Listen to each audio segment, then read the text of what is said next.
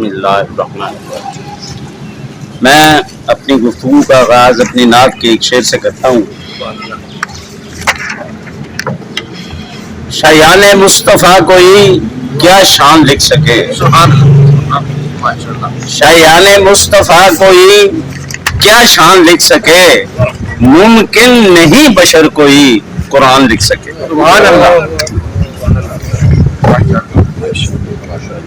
ये तमाम अहबाब की गुफ्तगू सुनने के बाद मैं जिस नतीजे पर पहुंचा हूँ वो मैं बयान करता हूँ। उससे पहले मैं अपना एक तजर्बा बयान करता हूँ कि मैंने जब टीचर था उस वक़्त मैंने अपनी एसोसिएशन का इलेक्शन लड़ा था, सदारत का, डिस्ट्रिक्ट उसूल का। अल्हम्दुलिल्लाह अल्लाह ने कामयाबी भी अता फरमाई। उनमें उस इलेक्शन की बुनियाद सिर्फ उन दो अहादीस पर थी जो मैंने फैसला किया कि मैंने इलेक्शन लड़ना है, और वो दो हदीसें यहाँ भी रिलेटेड हैं। तो मैं वही बयान करना चाहता हूँ कि एक तो हदीस कुदसी है।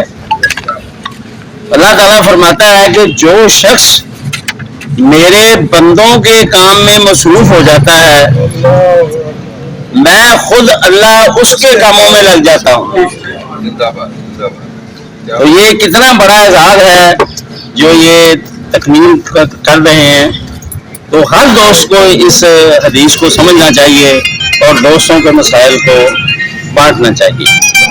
और दूसरी हदीस ये है, हुजूर नबी करीम सल्लल्लाहु अलैहि वसल्लम ने फरमाया, सहाबा किराम में तशरीफ फरमा थे, आपने फरमाया कि मैं आज आपको एक ऐसा अमल न बता दूं जिसका सवाब हज से भी ज्यादा हो। सहाबा किराम ने अर्ज़ की, या रसूलल्लाह जरूर फरमाइए।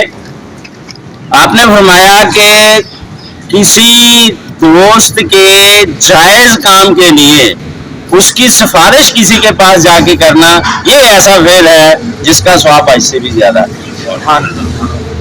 तो इन दो हदीसों को सामने रख के मैंने इलेक्शन लड़ा था कि अगर अल्लाह ताला मुझे कामयाबी दे दे तो मैं कितने दोस्तों के काम करवाऊंगा, कितने दोस्तों के साथ जाऊंगा, कितने दोस्तों के कामों के सिलसिले में उनकी सिफारिश करूंगा, तो ये अजर मेरा महफूज होता रहेगा। एक बात मैं भूल गया हूँ, जहाँ उस सहाबा किराम में से एक ने खड़े होकर अर्ज की, या रसूलल्लाह अगर वो हमारी सिफारिश के बावजूद काम नहीं होता तो आपने फरमाया कि काम होना या ना होना उस शख्स की किस्मत है, तुम्हारा अजर महफूज हो गया जब तुम चल के किसी के पास चलेगा। तो बाकी जितने भी हम हमारी जुबानों पे गिले आ रहे हैं उसकी सिर्फ एक ही वजह है कि ये मैं जाती तौर पे, चूंकि मैंने बता दिया ना कि मैं सदर रहा हूँ, तो मैं इस तजर्बे से बड़ा बारीक पी के निकले। हम इसको फर्ज किफाया समझते हैं। हमारे जो मसाइल हैं उसके हल को मैं भी फर्ज किफाया समझता हूँ, आप भी फर्ज किफाया समझते हैं। जब तक हम इसको फर्ज ऐन ना समझेंगे तो कामयाबी हमारे करीब नहीं है।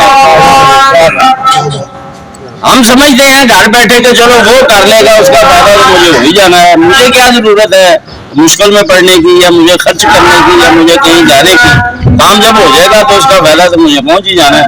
और ये है भी ठीक कि अगर आदमी कोई भी कोशिश कर ले, जब एक मसला इज्तिमाई तौर पे हल हो जाता है तो घर बैठने वालों को भी फायदा पहुंच जाता है।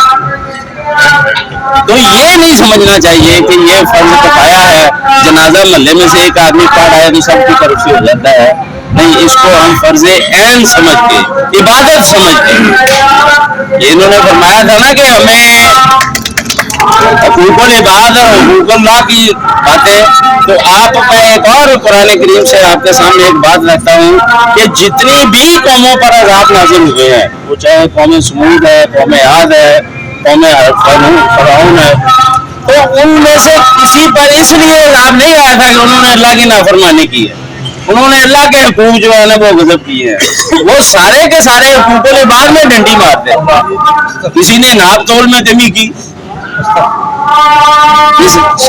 बात आपके सामने है ना, तो अज़ाब नाज़िल होने की वजह हुकूकुल इबाद ही थे जो पूरे नहीं होते थे।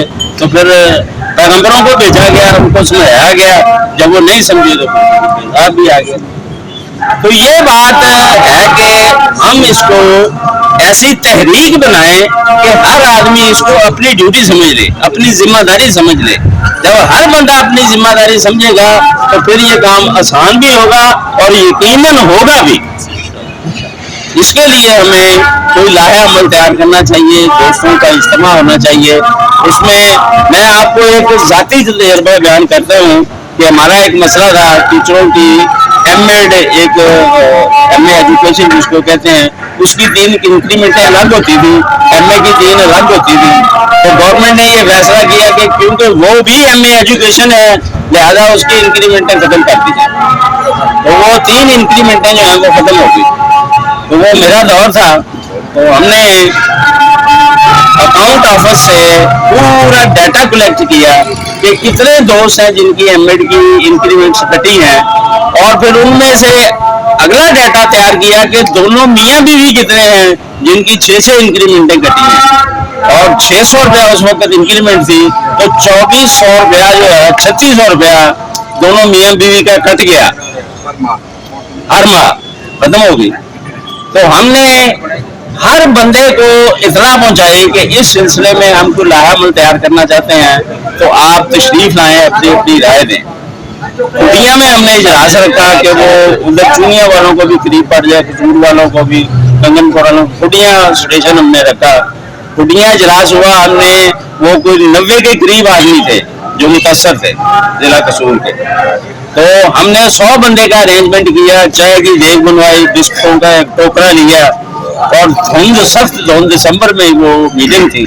तो हम सारे वहाँ पहुंचे, यूनियन के बंदे पहुंचे, सारे इंतजाम हुए, किराए पे कुर्सियां नहीं, 12 बंदे सिर्फ आए, सिर्फ 12 बंदे। और फिर हमने उसके अगला इजलास रखा, उन 12 बंदों के जुम्मे कुछ बंदे लगाए, कुछ हमने फिर इतला दी। वो अगली तादाद जो थी वो भी 12 ही रही, उनमें कुछ नए आ गए, कुछ 2-4, उनमें से 11 लोग। तो ये वही बात फिर मैं दोहराऊंगा कि हम जब इसको फर्ज किफाया समझेंगे तो फिर काम नहीं होगा। ये नहीं है कि सिर्फ मेरा ही मसला है तो मैं आगे जाऊं, मैं ये समझूं कि मेरे दोस्तों का मसला है, मुझे आगे जाना चाहिए। तो ये मिलजुल कर काम करने का जो है ना, वही कामयाब होती है कोशिशें जिसमें जज्बा, लगन और मेहनत शामिल हो। तो इन्हीं गुजारिशात से मैं काम करता हूँ।